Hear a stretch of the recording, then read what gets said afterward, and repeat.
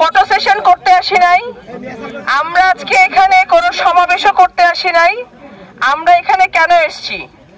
আমরা আজকে এখানে এসেছি, আপনারা জানেন যে সারা বাংলাদেশে কৃষক যারা আছেন, আমরা একটা স্লোগান নিয়ে পথ চলি, সেটা হচ্ছে যদি কৃষক বাঁচে তাহলে বাংলাদেশ বাঁচবে। ঠিক কিনা এটা? আজকে আমরা দেখেছি আমাদের এই উত্তরাঞ্চলে, আমাদের নাটোরের বিভিন্ন জায়গায়, লালপুরে বাগাতিপাড়াতে ধানের বাম্পার ফলন হয়েছে কিনা? আল্লাহর অশেষ রহমতে এবার কৃষকদের ঘরে গোলা ভরা ধান উঠবে এবং এটা আমরা সবাই সৃষ্টিকর্তার কাছে কৃতজ্ঞতা জ্ঞাপন করি যে আল্লাহর অশেষ রহমতে এমন কোনো দুর্যোগ আসেনি, প্রাকৃতিক দুর্যোগ আসেনি, আমরা আমাদের কষ্টে এই যে বোনা ধানগুলোকে আমরা ঘরে তুলতে পারবো।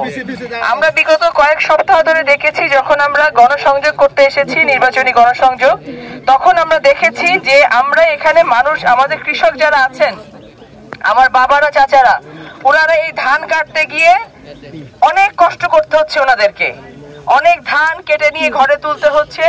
তখন আমরা সিদ্ধান্ত নিয়েছি আমরা স্বেচ্ছাশ্রমের ভিত্তিতে আমরা ভলান্টিয়ার করব, যে আমাদের কৃষক বাবা চাচাদেরকে আমরা সহযোগিতা করব। আমরা যারা ছাত্র দল আছি, যুব দল আছি, স্বেচ্ছাসেবক দল আছি, সহযোগী সংগঠন যারা আছি, তারা সকলে মিলে আমরা এই ধান কাটবো, যতটুকু পারি আমরা সহযোগিতা করব। আজকে তো প্রোগ্রাম তো সেই তো, এটাই তো, আমরা কি জানি সেটা?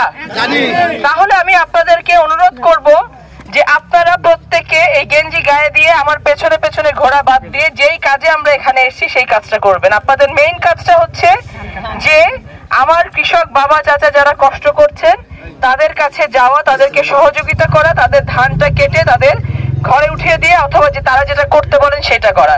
তো আমরা কি সবাই সেই কাজে এখানে আছি?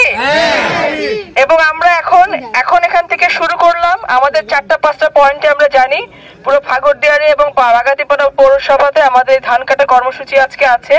আমি আপনাদেরকে আন্তরিকভাবে অনুরোধ করব যে যতটা আন্তরিকতা নিয়ে আপনারা এই যে এভাবে এখানে দাঁড়িয়ে আছেন, অতটা বেশি আন্তরিকতা নিয়ে আপনারা আমাদের কৃষক চাচা বাবাদের কাছে যাবেন, তাদের সাথে সহযোগিতা করবেন এবং এই ধান কাটা যেন নির্বিঘ্নে দ্বারা করতে পারে সেই দিক দিয়ে আপনারা সর্বাত্মক নজর রাখবেন।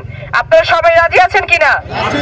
তাহলে আমরা এখন এই ধান কাটা কর্মসূচি উদ্বোধন করছি। সুশৃঙ্খল ভাবে আপনারা এই কাজগুলো করবেন। আর যারা এই যে এখন এই মোবাইল ক্যামেরা